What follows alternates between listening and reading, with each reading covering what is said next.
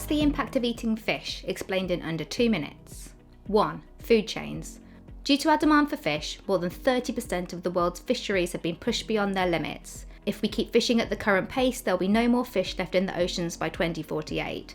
This is eroding the natural food chain, which will lead to the loss of other important marine life, including sea turtles and corals. 2. Active nets.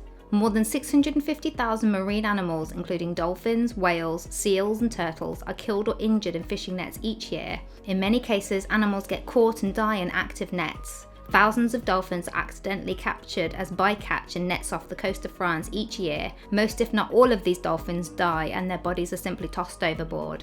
3. Ghost nets. Ghost nets are discarded plastic fishing equipment that make up more than 85% of the plastic pollution on seamounts, ocean bridges and the seafloor. Entanglement in ghost nets can lead to exhaustion, suffocation, starvation, amputations of limbs, and eventually death.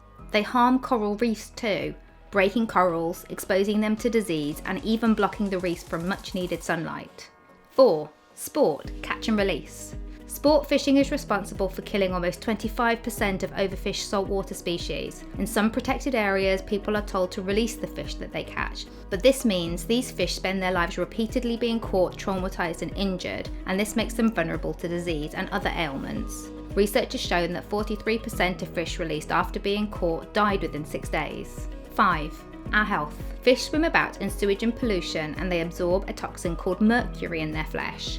Fish are the main, if not the only, source of mercury for humans. High amounts have been linked to cardiovascular disease, fetal brain damage, blindness, deafness, and problems with motor skills, language, and attention span. 6. Pain. When fish are taken from the water, they begin to suffocate. Their gills often collapse and their swim bladders can rupture because of the sudden change in pressure. Research has shown that fish have pain receptors that produce substances that mediate pain in the same way that our bodies do. How can you help? Some people argue for buying sustainably caught fish, but there really is no need to eat fish at all. We can get omega-3s in plant-based sources like walnuts, chia seeds, flax seeds, and Brussels sprouts.